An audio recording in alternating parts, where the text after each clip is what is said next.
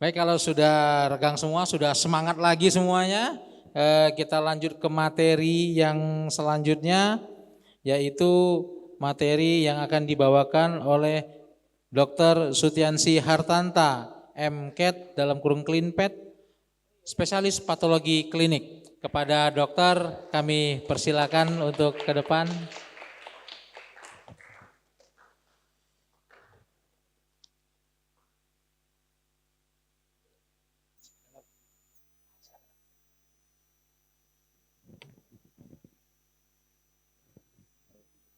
Saya bacakan CV dari Dr. Sutiansi. Nama Dr. Sutiansi Hartanta, MCAT, spesialis patologi klinik.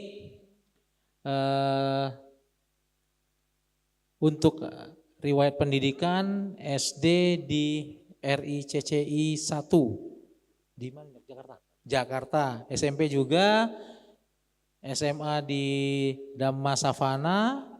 Kemudian S1 Fakultas Kedokteran Universitas Trisakti, tamat tahun 2007, profesi dokter FK Universitas Trisakti, tamat 2010, S2 FK USU Medan, tamat 2021, kemudian spesialis FK USU juga, tamat 2022. Berarti masih ketemu sama Prof. Adi, Dok? Adi Kusuma Aman. Riwayat pekerjaan atau jabatan 2010 sampai 2012 dokter umum di Puskesmas Pulau Temiang, Kabupaten Tebo, Provinsi Jambi. 2012 sampai 2016 dokter umum Puskesmas Jembatan Mas, Kabupaten Muara Bulian, Jambi. 2018 sampai 2022 mengikuti pendidikan spesialis patologi klinik FK USU. Kemudian 2023 sampai 2024 dokter spesialis patologi klinik Rumah Sakit Umum Daerah Kuburaya, Kabupaten Kuburaya, Kalimantan Barat. Perkumpulan profesi, anggota seksi dokumentasi ID Cabang Jakarta, anggota seksi ilmiah dan publikasi ID Cabang Batanghari Jambi, anggota PDS Patklin Cabang Medan, Sumatera Utara, anggota PDS Patklin Cabang Pontianak, Kalimantan Barat. Riwayat publikasi ilmiah, correlation between plasminion activator inhibition with regular blood transfusion in thalassemia beta mayor patient at RSUP Haji Adam Malik Medan pada International Journal for Science and Research IJSR volume 11 isu 12 Desember 2022. Prestasi dan penghargaan juara harapan 2 prestasi oral hematologi pada Konker 10 dan PIT 20 PDS Patklin 2021 Banjarmasin, juara 2 dokter teladan Provinsi Jambi 2012, juara 1 dokter teladan Kabupaten Tebu 2011. Baik, itu adalah rangkaian dari CV Dr. Sutiansi, ya cukup banyak prestasi dan juga cukup aktif dalam berorganisasi ya Dok ya. Ini di Kuburaya mulai tahun 2023 sampai 2024. Berarti Kuburaya sudah ada dokter patologi kliniknya yang menemani Dokter Hendy sebagai dokter patologi anatominya. Ya, baik dokter, untuk tidak memperpanjang waktu lagi, waktu dan tempat saya persilakan. Terima kasih. Ya, tes. Halo. Selamat siang. Udah gimana kabarnya? Masuk materi keempat biasanya udah mulai ngantuk.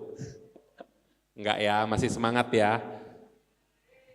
Oke, pada kesempatan hari ini saya akan mencoba membawakan manajemen mutu sampel hematologi. Sebelum kita mulai, kira-kira di sini kan saya lihat dari undangannya ada yang sudah bekerja sama ada yang masih mahasiswa. Kira-kira yang sudah bekerja yang mana? Unjuk tangan. 1, 2, 3, 4, 5, 6, 7. Berarti lebih sedikit yang sudah bekerja ya, berarti kebanyakan di sini yang mahasiswa. Oh, baru mau wisuda. Oke, baik. Jadi mungkin dari 7 orang itu kalau misalkan yang sudah bekerja, kira-kira sudah tahu belum apakah tempat kita bekerja, tanpa menyebut merek tentunya ya, sudah memenuhi manajemen mutu sampel yang baik. Mungkin perwakilan tadi yang sudah mengangkat tangan dua orang.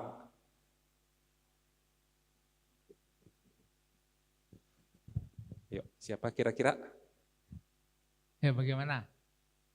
Tinggal disampaikan bagaimana penanganan mutu sampel hematologi di tempat kerja masing-masing.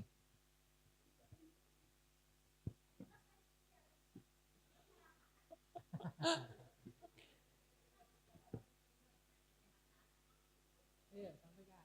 Bagaimana? Supaya jadi gambaran aja.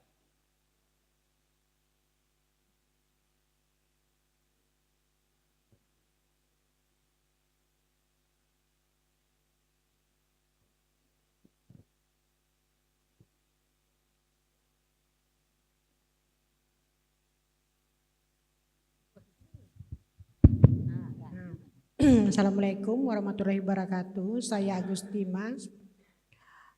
Untuk penanganan sampel rutin biasanya kalau kami biasanya sampel datang itu lihat dari nama, rekam medis, tanggal lahir,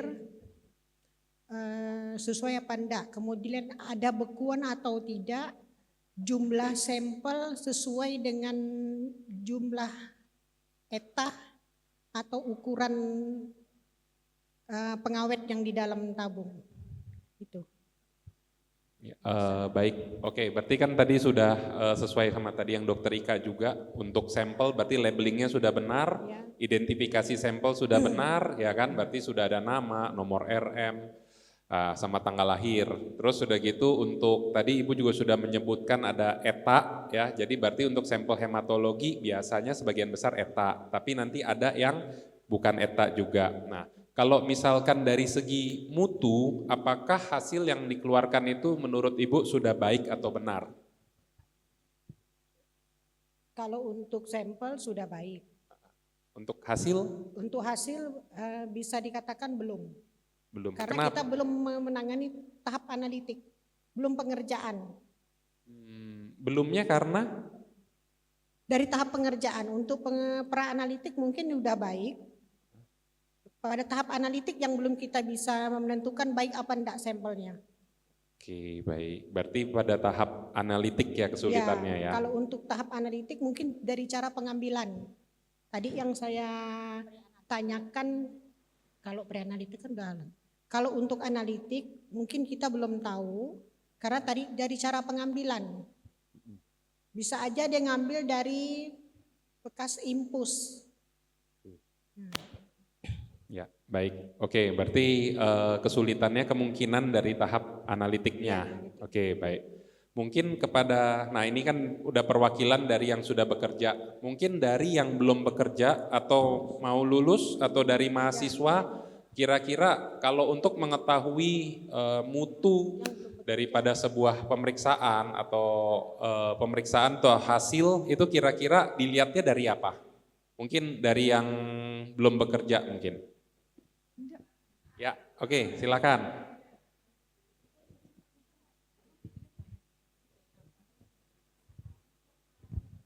Sebentar.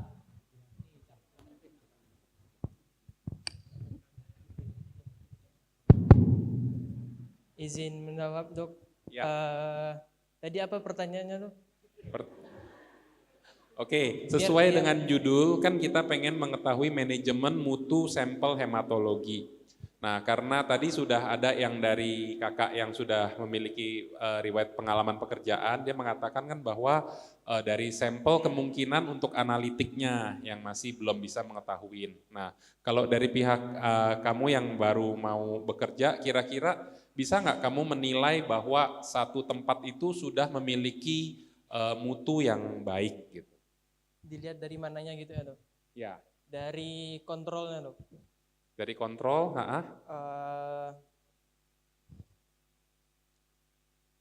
gimana kontrolnya? Yang kamu tahu secara teori dulu deh, karena kan masih belum ada pengalaman bekerja.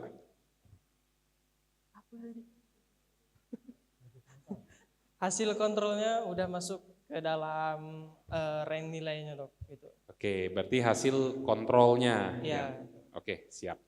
Makasih, Dok. Oke, terima kasih, hebat ini.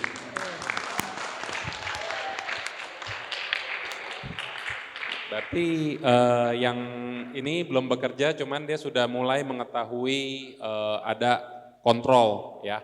Jadi Sesuai dengan judul, saya akan mencoba membawakan tentang manajemen mutu sampel hematologi. Jadi di sini ada kata kuncinya, ada mutu, terus udah gitu ada sampel, jadi ada tentang mutu hematologi sama sampel hematologi. Oke.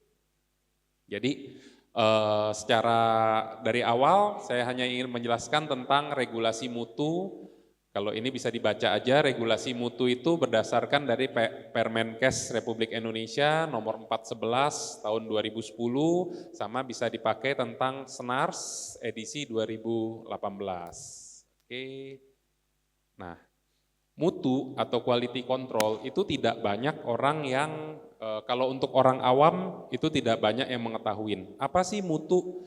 Ada orang awam yang datang pergi ke sebuah lab atau laboratorium klinis atau rumah sakit, dia itu tidak mengetahui tentang adanya mutu yang baik. Jadi kadang banyak dipengaruhi oleh beberapa macam hal ya, misalnya tentang kedekatan lokasi, mungkin tempat yang baik gitu kan. Sebenarnya mutu itu yang bisa mengetahui itu adalah kita sebagai ATLM atau kita sebagai orang yang bekerja di dalamnya. Oke. Nah, mutu atau quality control adalah semua kegiatan yang ditunjukkan untuk menjamin mutu dan hasil pemeriksaan laboratorium. Ya. Jadi kita di sini sebelum hasil itu keluar, kita sebaiknya harus melakukan mutu atau quality control. Kenapa saya bilang sebaiknya? Karena dari pengalaman saya ada beberapa tempat, laboratorium klinik, rumah sakit yang masih tidak melakukan quality control setiap hari, ya. Jadi mungkin kalau yang sudah berpengalaman, sudah bekerja mungkin sudah tahu. Nah mungkin kita di sini Pak, untuk adik-adik yang baru mau terjun ke lapangan, mungkin kan dia akan terkejut, di mana kalau dari segi teori diwajibkan adanya kontrol, tapi ketika di lapangan mungkin mereka bekerja, loh ini kok main langsung disuruh periksa aja tanpa ada kontrol. Itu biasanya sering terjadi. Nah, jadi harus diingat bahwa tujuan daripada quality control adalah untuk mendeteksi adanya error atau penyimpangan, kemudian mengevaluasi penyimpangan yang terjadi dan mengurangi kejadian atau error sehingga diperoleh hasil yang tepat. Jadi tanpa adanya quality control yang baik, hasil yang dikeluarkan oleh laboratorium itu tidak akan akurat. Ya, itu jadi yang poin pertama tentang mutu. Oke. Ini kembali ke teori dulu. Pemantapan mutu ada dua, internal sama eksternal. Kalau ada yang tahu, ada yang masih ingat, seharusnya yang kuliah ini masih ingat, internal itu dilakukan di laboratorium sendiri, betul ya. Terus kemudian dilakukan setiap hari, oke. Setiap hari bisa, atau kalau misalkan di laboratorium yang kerjanya 24 jam, dibagi sistem shift. Jadi sebelum dilakukan pemeriksaan harus dilakukan quality control. Ya, kalau eksternal bagaimana? Eksternal dari pihak luar, berapa lama sekali? 1 tahun 2 kali. Ya, biasanya dari pihak luar itu kalau realitanya biasanya dekat-dekat mau akreditasi. Ya, memang ironi, tetapi biasanya itu sebaiknya sebenarnya yang terbaik itu 1 bulan sekali, minimal 6 bulan sekali atau 1 tahun 2 kali. Ya, oke.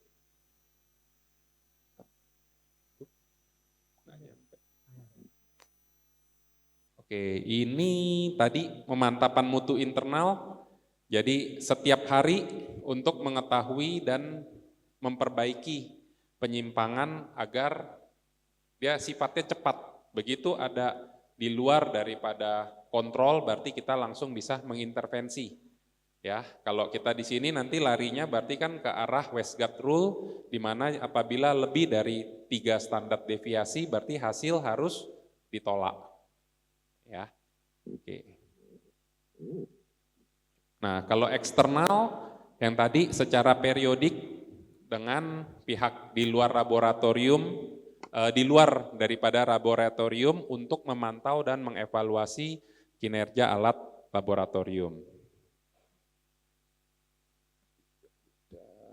Oke, nah ini kita kembali lagi tadi Dokter Ika sudah banyak menjelaskan tentang pemantapan mutu internal dari tahap pre-analitik, analitik maupun pasca analitik. Jadi sebenarnya kurang lebih untuk hematologi sama kimia klinik kurang lebih sebenarnya sama. Jadi biar kita nggak bosan mungkin ada penekanan yang berbeda, saling melengkapi. Pra-analitik per definisi adalah serangkaian kegiatan laboratorium yang dilakukan sebelum dilakukan pemeriksaan spesimen atau sampling. Ya, itu tadi yang udah dibahas juga dari persiapan pasien, pemberian identitas, pengambilan spesimen, labeling, penanganan spesimen, pengiriman spesimen, pengelolaan dan penyimpanan spesimen. Yuk, kita bahas satu-satu ya. Pra-analitik. Kalau untuk sampel kimia, itu kan biasanya identik dengan puasa. Seperti yang tadi dijelaskan oleh Dokter Ika, kalau misalkan puasa atau tidak, dia dapat mempengaruhi sampel, yang mana nanti ke depannya ada indeks Hill itu. Masih ingat indeks Hill? H-nya? Hemolisis, I-nya? L? Oke, berarti masuk ya semuanya materinya ya. Nah, kalau misalkan pemeriksaan kimia standar, itu kan puasanya berapa jam? Oke, 8-10 jam. Kalau untuk pemeriksaan profil lipid, yuk ada samar-samar tapi benar di sini? 10-12 ya. Jadi dari pemeriksaan kimia, kan sama-sama pemeriksaan kimia, tapi untuk puasanya sama persiapan pasiennya itu berbeda ya. Bagaimana sih dengan sampel hematologi? Kira-kira pemeriksaan sampel hematologi perlu puasa atau tidak? Ayo, masih ragu-ragu. Ada yang jawab perlu, ada yang jawab tidak. Tidak. Oke, baik ya. Jadi memang dalam pelaksanaannya, pemeriksaan sampel hematologi itu kita tidak mengenal yang namanya puasa, ya. Namun perlu diingat bahwa setiap pemeriksaan yang menjadi acuan atau nilai normal, baik itu untuk penelitian, baik itu untuk publikasi, itu dilakukan dalam keadaan basal atau puasa 6-8 jam. Ya. Jadi memang betul pemeriksaan sampel hematologi tidak perlu puasa, namun nilai normalnya itu merujuk pada keadaan puasa. Ya, jadi sebaiknya pemeriksaan hematologi itu tetap perlu puasa atau tidak? Ayo, mulai bingung. Enggak perlu. Ya, oke. Memang tidak perlu, namun kalau misalkan pemeriksaan hematologi itu dilakukan pada keadaan pagi hari, pasiennya itu belum melakukan kegiatan apapun, itu hasilnya akan lebih baik. Ya, karena ketika kita beristirahat atau kita tidur, itu tubuh akan memasuki keadaan basal, tidak ada stres, tidak ada aktivitas, itu membuat hasilnya lebih akurat. Walaupun tidak terlalu signifikan seperti pemeriksaan kimia. Kalau kimia, seperti tadi yang dikatakan mungkin pengalaman kita juga, orang sesudah makan sama sebelum makan, itu kan hasilnya berbeda. Makanya kan ada glukosa darah puasa, glukosa darah postprandial, sama glukosa darah sewaktu. Ya, cuman kalau misalkan persiapan pasien untuk tidak dalam keadaan darurat, yang direncanakan sebaiknya dalam keadaan puasa atau diambil pada pagi hari. Ya, oke, itu dari pengambilan darah. Terus Ini berarti udah menjawab semuanya ya, 1, 2, 3. Yaitu perlu direncanakan, perlu puasa, berarti tidak, tapi sebaiknya dilakukan pada pagi hari. Oke. Nah, terus ini tadi pra-analitik, tadi udah disampaikan panjang kali lebar ya oleh Dokter Ika. Jadi yang penting itu identitas sama labeling itu ada 3, nama, ID, sama tanggal lahir. Oke. Nah, ini tentang pengambilan spesimen. Untuk pengambilan spesimen yang baik, harus dilakukan adanya komunikasi kepada pasien. Tujuannya agar pasien itu tenang, sekaligus kita mempersiapkan alat dan bahan, kemudian kita bisa juga sembari menentukan lokasi, akan diambil lokasi pengambilan darah dan sampelnya.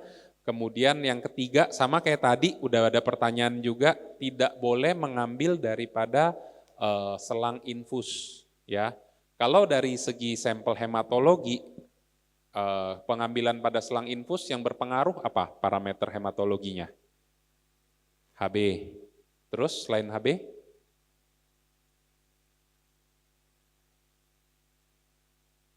Hematologi yang berpengaruh yang pertama itu adalah sel darah merah, RBC. Ya, RBC-nya lari, otomatis akan lari ke HB-nya juga akan bergeser. HB bergeser, hematokritnya bergeser. Ya, itu dari parameter hematologi. Terus kemudian kalau misalnya pengambilan sampelnya itu pada daerah infus yang sering terjadi apa? Selain parameternya itu lari. Kenapa? Trombosit. Kalau trombosit jarang. Biasanya yang terutama itu memang parameter sel darah merah.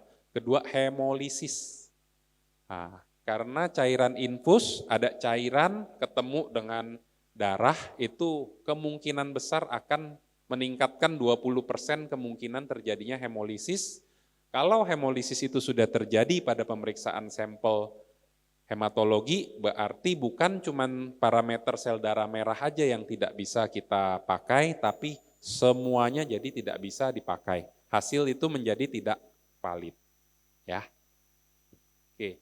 Terus posisi pasien dalam keadaan duduk atau berbaring, ya ini kembali lagi ke arah hemodinamikanya, kemudian pra-analitik kita tidak boleh mencegah kita sebisa mungkin mencegah hemolisis. Sama satu kadang-kadang yang sering terlupakan. Kadang-kadang kalau kita ketemu pasien yang agak besar, mungkin belum obesitas atau overweight lah. Kadang kan kita lihat, pembuluh darahnya nggak kelihatan. Pasien ini kayaknya sedang dehidrasi gitu kan. Yang sering kita lakukan adalah menahan tornike lebih lama. Ya, itu penahanan tornike lebih dari 1 menit itu akan mempengaruhi hasil daripada apa yang berubah kalau kita melakukan pemasangan torniket lebih dari 1 menit.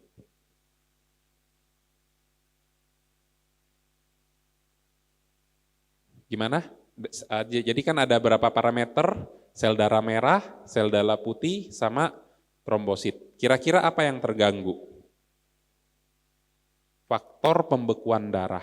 Ya, berarti mulai dari trombositnya akan terganggu. Biasanya akan menurun. Oke.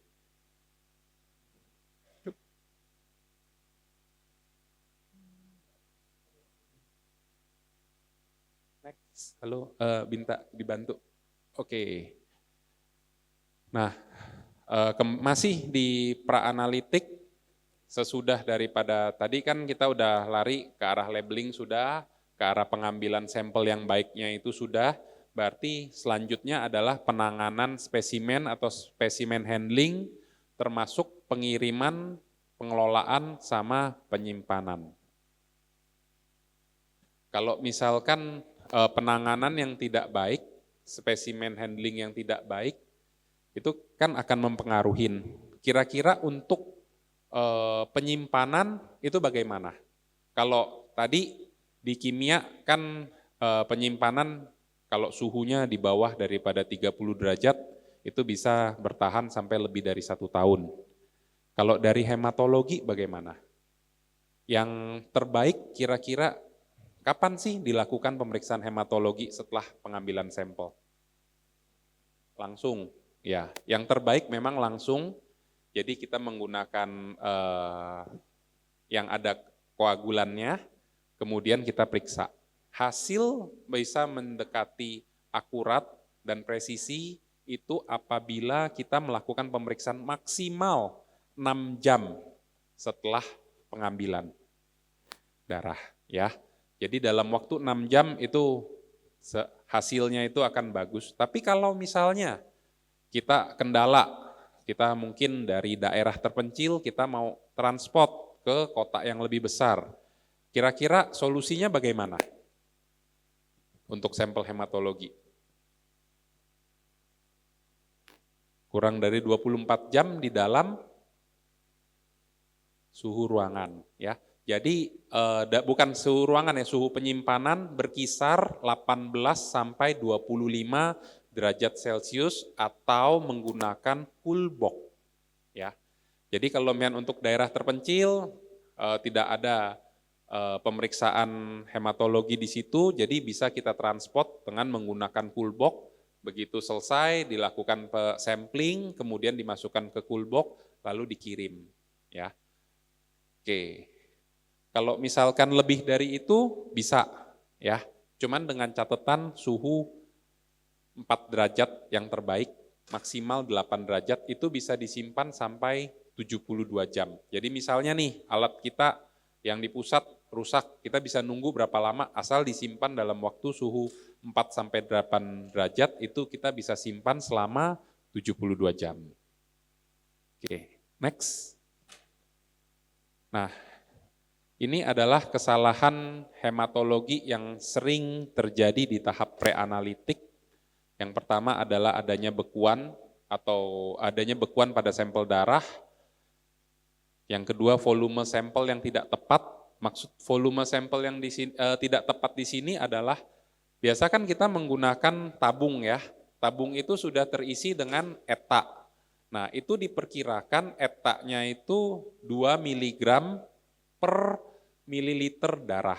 Jadi apabila kita memasukkan darahnya itu berkurang, seringnya kan kurang kan daripada yang seharusnya.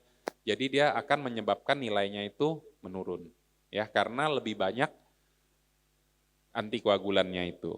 Terus suhu penyimpanan sampel yang tidak tepat, kayak yang tadi saya sebutkan, terutama ini untuk dari segi transport, ya. Kadang-kadang kita mau transport tapi tidak ada cool box, jadi terpaksa kita kirim ke center yang lebih besar tanpa cool box, jadi suhunya tidak dapat diprediksi suhunya berapa, nah itu bisa menyebabkan sampelnya menjadi rusak. Kemudian stabilitas sampel yang terganggu, contohnya kalau misalkan di dalam transport itu jalannya terlalu rusak, jadi terguncang, jadi dia bisa menyebabkan hemolisis. Oke. Yang terakhir adalah ya sampel itu memang sudah hemolisis, ya, apa boleh buat, ya kan, berarti harus diapain kalau sampelnya udah hemolisis? Sampling ulang. Oke, yuk next. Nah, kalau dari segi preanalitik, penyebab yang paling sering dari jurnal-jurnal yang dibaca itu rata-rata preanalitik itu sekitar di atas 50 sampai 75%, ya. Yang mana untuk hematologi masalah itu simple kadang. Makanya dari tadi terutama kita peringatkan itu tentang labeling, ya. Human error yang paling banyak di dalam preanalitik itu biasanya adalah labeling atau ketika sampling. Itu besar sekali dampaknya. Jadi begitu sampling salah atau tidak dilakukan dengan benar, itu akan analitik sama pasca analitiknya akan berubah. Semuanya tidak akan benar, ya. Oke, ini kita preanalitik sudah. Sekarang kita masuk ke tahapan kedua, yaitu analitik. Analitik ini ranahnya adalah kita di sini, yaitu serangkaian kegiatan laboratorium yang dilakukan sampai keluar hasil atau didapatkan suatu hasil. Ya, ini mulai dari persiapan sampel, spesimen, uji kualitas reagen, penggunaan alat dan kontrol, pemeliharaan kalibrasi alat, pengendalian mutu, dan penyelesaian masalah. Oke, terus? Nah, ini tahapan daripada analitik yang harus kita siapkan pada pemeriksaan. Ini umum ya, jadi hematologi bisa, kimia pun bisa, yaitu mempersiapkan sampel dulu, terus sudah gitu kita periksa, tidak lupa kita melihat reagennya bagaimana, penggunaan alat yang benar bagaimana, kemudian kontrol, pemeriksaan dan kalibrasi alat, serta pengendalian mutu dan penyelesaian masalah yang ada. Kalau di dalam analitik ini seringnya itu yang berpengaruh penting adalah selain pemeriksaan, kontrol bermain di sini. Oke, terus? Nah, ini tahapan analitik. Tahapan analitik yaitu dimulai dari reagensia, kemudian alat, metode yang digunakan, kontrol dan standar, serta sumber daya manusianya. Oke, terus? Oke, kalau reagen yang harus diperhatikan yaitu reagennya itu harus memenuhi syarat, baik itu fisiknya maupun warnanya, terus sudah gitu ada tanggal awal reagen dibuka. Sama cara pelarutan, pengencerannya, penyimpanan, sama masa kadaluarsa yang tidak terlampaui. Ini masalah sepele, tapi sering di dalam tempat kita bekerja, apalagi kalau di rumah sakit besar, sering kita dihadapkan dengan reagen yang dekat, mungkin bukan dekat, kadang sudah lewat masa kadaluarsanya, di mana memang dilematik ya, apakah reagen itu kalau masa kadaluarsanya itu sudah lewat, namun fisiknya masih bagus, warnanya masih bagus, apakah boleh kita pakai atau tidak gitu, ya kan? Cuman biasanya kalau hematologi tidak terlalu bermasalah, karena hematologi adalah pemeriksaan rutin yang banyak, hampir setiap hari ada pemeriksaan hematologi. Laboratorium sesepi apapun, sebagian besar pasti ada pemeriksaan hematologinya. Jadi ini biasa jarang terjadi di hematologi. Yuk, terus alat. Ya, alat semuanya harus diperhatikan ya. Mulai dari kuvet, tabung, filter, terus sudah gitu prosedurnya sama. Yang perlu diperhatikan adalah arus listrik yang baik. Kadang arus listriknya tegangannya kalau lagi turun, ya otomatis alatnya tidak bekerja dengan baik, hasil yang dikeluarkan juga tidak baik. Terus, ya metode pemeriksaannya harus dilihat apakah memiliki rencana sampling, metode yang digunakan seperti apa, terus sudah gitu rencana pengambilan sampel sama metode yang ada di lokasi. Terus, nah kemudian kita masuk ke mutu atau kontrol. Kalau yang bisa, yang pada pemantapan mutu internal yang dilakukan itu adalah dikerjakan di lab sendiri dengan menggunakan bahan kontrol yang dilakukan setiap hari, kemudian dievaluasi oleh lab itu sendiri. Ya, oke. Terus, nah kemudian ada juga yang terakhir, tahapan terakhir yaitu adalah sumber daya manusianya.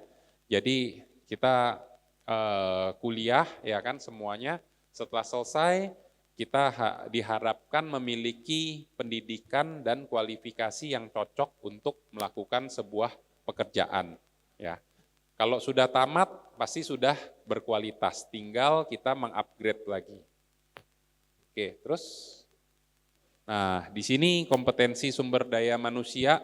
Ya, pertama berpendidikan dan profesional, kemudian memiliki sertifikasi, pengalaman kerja, deskripsi, terus ya harus memperkenalkan staf baru untuk lingkungannya seperti apa, adanya pelatihan, kompetensi, sama melanjutkan pendidikan prestasi serta laporan kecelakaan dan paparan bahaya kerja. Oke, terus, nah ini masuk ke dalam kesalahan yang sering terjadi pada sampel hematologi pada tahap analitik yang dapat dideteksi, yaitu ada dua, yaitu kesalahan acak atau random error sama kesalahan sistematik atau systematic error. Bedanya apa? Kalau random error itu dia menandakan adanya tingkat presisi yang tidak baik, ya. Kira-kira ada yang tahu apa bedanya presisi sama akurasi? Ayo, biasa ini yang baru-baru mau tamat ini masih ingat, apa beda antara presisi sama akurasi?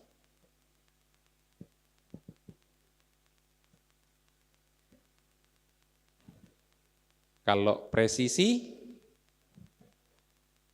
apabila dilakukan pemeriksaan yang berulang-ulang akan memberikan hasil yang sama. Apakah presisi itu pasti benar atau akurat? Tidak. Ya. Kalau misalkan akurat, berarti apabila dilakukan pemeriksaan yang berulang-ulang dia akan memberikan hasil yang akurat. Yang diharapkan adalah memiliki presisi dan akurasi yang tinggi. Oke. Kalau systematic error berarti dia akurasinya yang kurang, ya. Jadi dia bisa aja dia presisinya baik cuman tidak akurat. Oke. Terus next. Nah, kemudian tahapan akhir daripada pemantapan mutu internal itu adalah tahap pasca analitik. Pasca analitik yaitu merupakan kegiatan laboratorium yang dilakukan sebelum hasil itu diserahkan kepada pasien. Di sini mencakup apa aja? Interpretasi hasil, menegakkan diagnosa, dan pelaporan hasil. Jadi kalau misalnya hasilnya ini pre-analitik sudah benar, analitik benar, tapi pasca analitik, yang paling sederhana kesalahannya di mana kalau pasca analitik? Yang sering dijumpain. Dalam hal pencatatan, ya, pencatatan atau pelaporan. Syukur-syukur kalau misalkan tempat kita bekerja semuanya sudah terkoneksi dengan sistem list atau sistem daripada rumah sakit, yang mana hasil itu yang keluar dari alat sudah masuk ke dalam komputer dan itu sudah benar. Ya, itu meminimalisir terjadinya kesalahan analitik. Tapi kalau misalkan masih pindahkan secara manual, itu besar kesalahan daripada pasca analitik. Oke, terus. Nah, ini adalah gambaran umum tentang kualitas. Nah, jadi ini dimulai daripada pre-analitik, kemudian analitik, dan pasca analitik. Nah, ketiganya ini itu merupakan suatu kegiatan yang berirama, ya. Jadi yang diawalin dengan preanalitiknya. Kalau preanalitiknya aja udah salah, kita tidak usah cerita ke bawah-bawahnya lagi. Pasti hasilnya akan salah, ya. Kalau preanalitiknya sudah betul, analitiknya betul, dan pasca analitiknya benar, itu berarti sudah benar. Oke, terus. Oke, tujuan daripada PMI ini adalah memastikan proses pemeriksaan spesimen berjalan dengan baik dan mendeteksi adanya error baik sistematik maupun random atau acak dari hari ke hari dengan sesegera mungkin dan mengetahui atau memprediksi sumbernya. Jadi kalau misalkan ada kesalahan dengan adanya pemantapan mutu internal, kesalahan itu langsung bisa terdeteksi dan kita tahu sumbernya serta kita bisa mengevaluasi. Jadi itulah pentingnya pemantapan mutu internal. Kalau tidak dilakukan pemantapan mutu internal, maka hasilnya tidak akan baik. Oke, lanjut. Nah, dari tadi udah saya sebut pra-analitik, analitik sama pasca analitik. Siapa sih yang paling banyak salahnya? Mana? Ya, pra-analitik. Ya, oke. Terus. Nah, kemudian yang kedua setelah pemantapan mutu internal berarti kita masuk ke pemantapan mutu eksternal. Ayo. Nah, secara dasar kurang lebih kira-kira udah ada yang tahu belum PME itu seperti apa? Prinsipnya seperti apa? PME itu secara simple ya, mungkin kalau untuk yang adik-adik yang belum bekerja masih agak bingung, kalau yang sudah bekerja sudah terbiasa. Simpelnya itu adalah dikirimkan sebuah sampel ya yang tidak kita ketahuin kadar Hb-nya berapa, kadar leukositnya berapa, kadar trombositnya berapa, yang itu random. Kemudian diperiksakan kepada kita, lalu kita periksa. Kita periksa dengan apa? Dengan alat, reagen, dan metode yang kita gunakan untuk memeriksa pasien, kemudian kita keluarkan hasilnya dan kita kembalikan ke pihak penyelenggara tadi. Simpelnya seperti itu.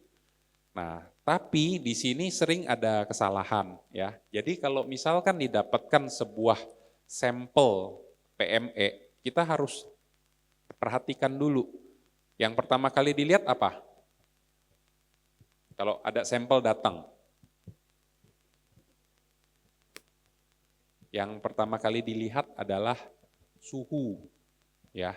Apakah sesuai suhu ketika pengirimannya atau sampling handlingnya itu apakah sesuai? Ya. Kalau tidak sesuai harus dicatat bahwa ketika ditemukan sampel suhunya ini sudah tidak sesuai. Oke, yang pertama. Yang kedua apa lagi? Kenapa? Gumpalan. Tumpahan. Oke, ada tumpahan atau ya biasanya itu jarang terjadi karena kan sampelnya itu hematologi kan tahu lah ya, kecil. Terus apa lagi? Ya? Volume. Oke, terus apa lagi? Ayo, ini kalau sudah biasa melakukan PMI, harusnya mudah melakukan PME. Namun, yang jadi pembeda itu adalah pihak pemeriksa. Kalau PMI itu diperiksa oleh kontrol yang disediakan oleh alat sendiri, ya. Kalau PME kita dengan pembandingnya berupa alat dari laboratorium lain, terus kemudian dibandingkan dengan laboratorium lain. Yang tujuannya untuk apa kalau PME? PME ini jelas untuk akurasi, jadi akurat. Ya, oke. Jadi selain dari yang pertama adalah kita lihat suhunya, kemudian yang kedua mungkin apakah ada tumpahan atau tidak bisa, terus kita lihat ada gumpalan atau tidak. Ya, kemudian dilihat apakah sampelnya itu hemolisis atau tidak. Ya, jadi kita harus lapor. Jadi begitu dapat sampel kita harus lapor bahwa sampel diterima dalam keadaan seperti apa. Ya, sesudah sampel didapat, kita running seperti biasa, kita dapat hasilnya itu kita kirim ke pihak penyelenggara. Kemudian pihak penyelenggara ini tidak cuma memeriksa tempat kita aja, tapi dia memeriksa beberapa tempat, kemudian datanya diolah untuk didapatkan sebuah hasil. Ya, ini yang dari tadi kita lihat bahwa untuk PME ini kadang kita sakit hati, nilai 0,1 aja ternyata bisa berbeda hasilnya, ya kan? Dia menggunakan Z-score. Oke.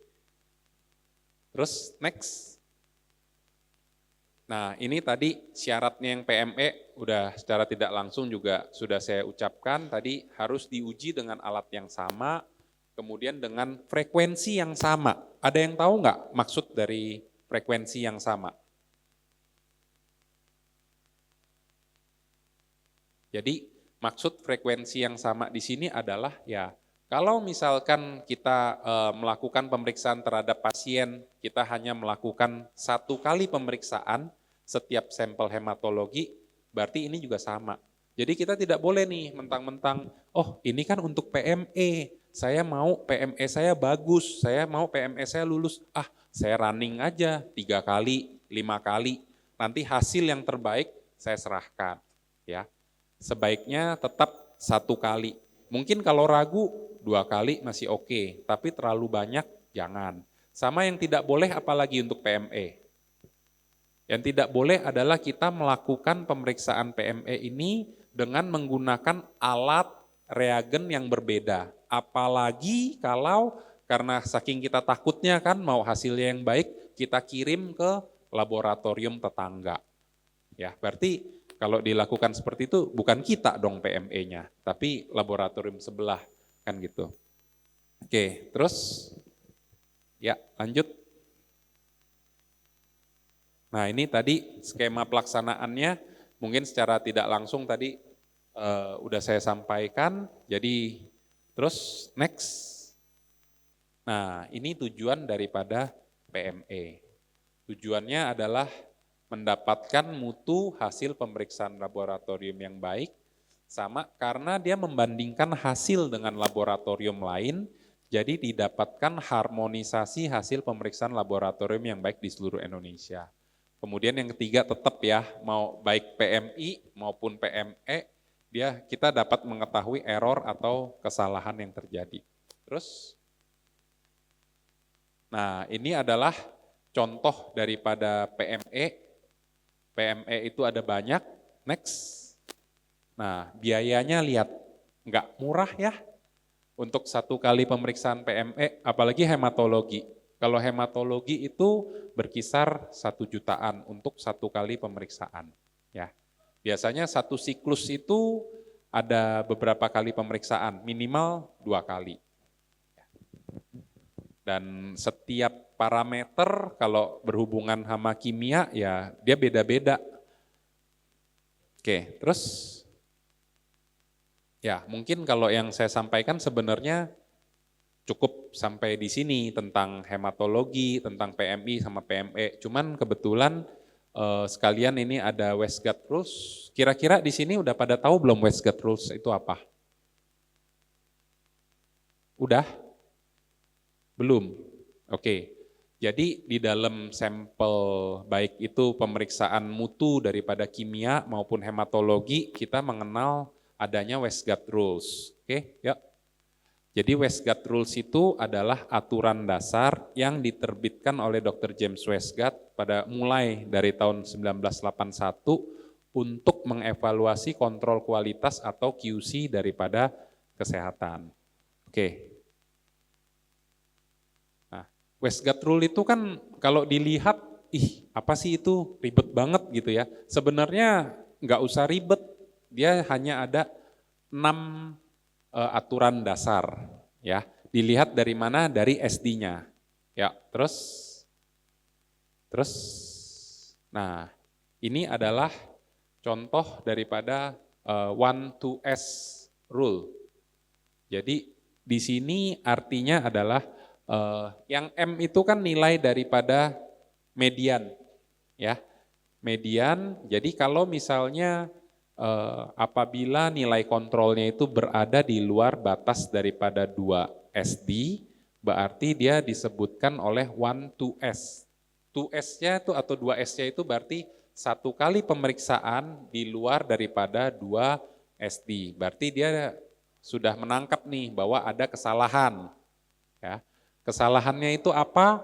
Ada 2, bisa random atau bisa sistematik. Masih belum bisa kita prediksikan. Ya. Oke, terus nah, ini 1-3S ya. 1-3S sesuai dengan definisinya gampang. Adanya satu pemeriksaan dengan hasil di luar daripada 3 SD. 3 SD-nya itu mau positif ke atas 3, mau ke bawah itu 3, ini sudah masuk di dalam rules daripada ini. Biasanya ini kesalahan daripada random error. Ya. Kalau sudah kena 1-3S, lihat catatan yang di paling bawah, hasil tidak dapat dikeluarkan. Jadi apa solusinya? Ya kita harus mengulang semuanya, karena ini kontrol ini kan di dalam analitik. Ya, QC ini kan berada di dalam analitik. Jadi kita harus lihat reagensianya, lihat pipettingnya bagaimana, alatnya apakah udah siap atau ada macet, tegangannya, semua harus diperiksa. Pokoknya begitu kita pagi-pagi kita datang melakukan kontrol, 1-3S, hasil tidak dapat dikeluarkan. Oke, terus, nah ini adalah 2-2S. 2-2S itu ada 2 jenis. Ya, yang jenis pertama yang paling simpel itu adalah ada 2 pemeriksaan, 2 kali pemeriksaan apabila hasilnya di atas daripada 2S secara berturut-turut. Ya, itu yang di bawah. Nah, ada satu lagi, 22S itu adalah apabila dua hasil di level yang berbeda berada pada sisi S yang sama. Level 1 dan level 2 ketika dilakukan pemeriksaan beriringan, dia mendapatkan hasil di atas atau di bawah daripada 2S. Padahal pemeriksaannya hanya satu kali kan, cuman di level yang berbeda. Jadi itu 22S ya. Oke, terus ya next lagi. Oke, kemudian rule berikutnya adalah R4S. Jadi artinya R itu adalah jarak ya. Jadi apabila pemeriksaan sebelumnya itu berada pada atas 2 SD, kemudian besoknya dilakukan pemeriksaan di bawah 2 SD, berarti kan dia melewati 4 tahapan SD. Jadi itu juga termasuk yang tidak boleh. Nah ini pun juga ada 2. Oke, terus nah kemudian rule berikutnya adalah 41S. Jadi apabila ada 4 pemeriksaan di luar daripada 1 SD itu disebut sebagai 41S dan kesalahannya itu adalah kesalahan sistematik. Oke, terus nah kemudian ini adalah 7. Nah ini kenapa ada 7, 8, 9, 10, dan 12? Karena yang pertama itu ditemukan adalah 10X. Kemudian seiring dengan perkembangannya zaman, laboratorium itu menantang untuk lebih baik. Ada yang 7, ada yang 9, ada yang 8, ada yang 12. Jadi di mana berada pada satu sisi min. Jadi X itu kan rata-rata. Nah, kalau dia berada di bawah rata-rata selama 7 kali berturut-turut atau di atas rata-rata selama 7 kali berturut-turut, itu berarti terjadi pelanggaran X ya. Yang mana kemungkinan penyebabnya adalah kesalahan sistematis. Oke, terus nah ini adalah Westgate Rule yang tadi bisa dilihat. Kalau misalnya ada satu kesalahan daripada satu pemeriksaan di luar daripada 2 SD, berarti kita lanjut apakah ada pemeriksaan satu kali pemeriksaan di luar daripada 3 SD. Jika ada, berarti hasil ditolak. Namun jika tidak terjadi 1,3S, kita lihat apakah ada 22S. Kalau 22S baru kita tolak, kemudian perlu dilihat ada R4S sama 41S dan 10X ya.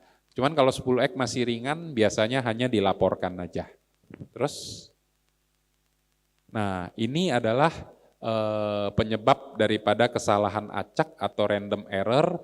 Jadi dari rules yang tadi dijelaskan, penyebab kesalahan acak atau random error ini adalah presisi yang nggak baik. Biasanya penyimpangannya itu pada rules 13S atau R4S.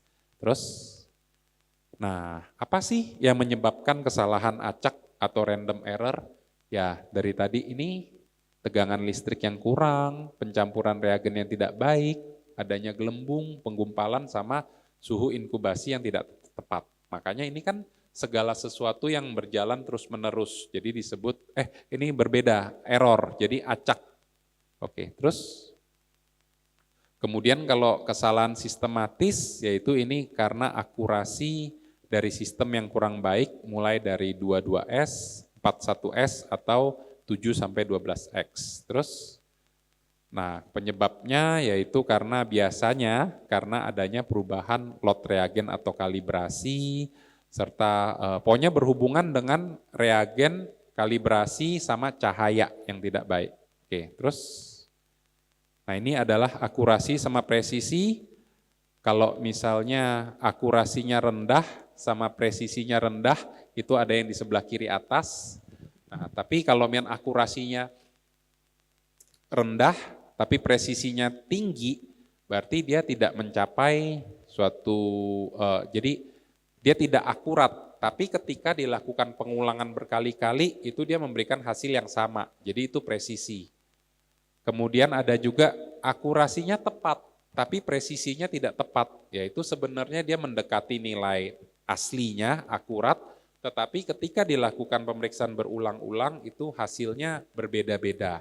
yang kita harapkan dengan adanya PMI sama PME itu adalah akurasi yang tinggi dan presisi yang tinggi. Oke, terus kesimpulannya untuk mendapatkan mutu yang baik daripada suatu laboratorium, jadi kita harus melakukan pemantapan mutu internal dan eksternal. Kemudian yang kedua, evaluasi pemantapan mutu harus dilakukan secara berkesinambungan, karena bukan berarti hari ini sudah kita lakukan pemeriksaan dan itu hasilnya baik, besok kita tidak perlu lakukan pemeriksaan, ya. Jadi kalau misalkan hari ini baik, tapi besok tiba-tiba tegangan listriknya terganggu, kemudian ketika malam mungkin pipetnya itu ada yang tersumbat, otomatis besoknya kalau tidak dilakukan kontrol, hasilnya akan lari atau tidak baik. Kemudian ya ilmu ini kan selalu berkembang, jadi harus lakukan refresh dan update ilmu secara berkala, kayak ngikutin seminar gitu. Oke, terus nah, take home message-nya. Jadi, apakah pemeriksaan laboratorium tempat kita bekerja sudah melakukan pemantapan mutu internal maupun eksternal yang baik sehingga didapatkan mutu pemeriksaan yang baik, ya.